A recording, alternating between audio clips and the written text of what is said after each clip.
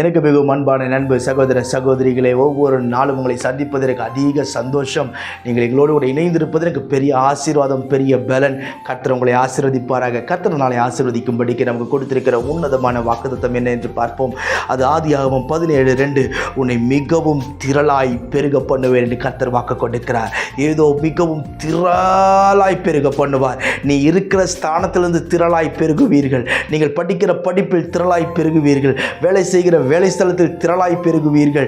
நீங்கள் இருக்கிற இடத்தில் திரளாய் பெருகுவீர்கள். நீங்கள் என்னென்ன காரியங்கள் எல்லாம் கையிட்டு செய்கிறீர்களோ அதில் ஒரு திரட்சி உண்டாகும் என்று இயேசுவின் நாமத்தினால் நான் உங்களுக்கு வாக்கு கொடுக்கிறேன். கர்த்தர் அதை நிச்சயம் அதை நிறைவேற்றி உங்களை ஆசீர்வதிப்பாராக. பிரியமானவர்களே, சிலர் சொல்லுவாங்க, பிரதரை எவ்வளோ சம்பாதிக்கிறேன், பத்தலான பையில் போடுவது போலவே போட்டுட்டு இருக்கேன், ஒன்றும் என் கையில் இல்லை. நிச்சயம் சொல்லுகிறேன், வருகிற நாட்களில் கர்த்தர் உங்களுடைய கரத்தை பலப்படுத்துவார், சம்பாதியத்தை பலப்படுத்துவார், தரிசனத்தை பலப்படுத்துவார். இன்னும் அதிகமாய் நீங்கள் சம்பாதிக்க கர்த்தர் வாசல்களை திறந்து கொடுப்பார். அதில் எந்த ஒரு குறைவும் இல்லை. பிரியமானவர்களே, கர்த்தர் நம்மை பெருக்கமாய் ஆசீர்வதிக்க வேண்டும் என்று சொன்னால் நீங்களும் நானும் செய்ய வேண்டிய ஒரு காரியம் ஒன்று உண்டு.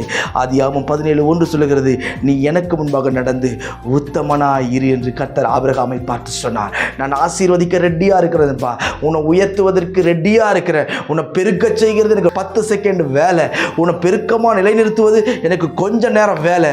ஆனால் நான் எதிர்பார்ப்பது எனக்கு முன்பாக ஒரு உத்தமம், நீ எடுத்த தீர்மானத்தில் ஒரு உத்தமம், நீ எடுத்த தேவனோடு பண்ணின உடன்படிக்கையில் ஒரு உத்தமம், தேவனோடு நீ செய்த ஒவ்வொரு உடன்படிக்கையை நினைவு கூர்ந்து அதில் நாம் உத்தமமாக இருப்போமே. ஆனால் நிச்சயம் சொல்லுகிறேன், உங்களுடைய பெருக்கத்தின் ஆசீர்வாதத்தை யாராலும் தடுத்து நிறுத்த முடியாது.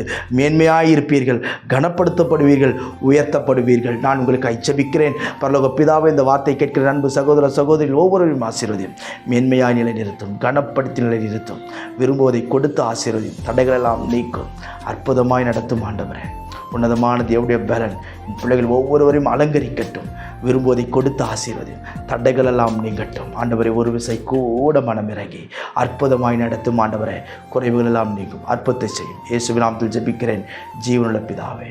ஆமென், ஆமென், ஆமென். God bless you.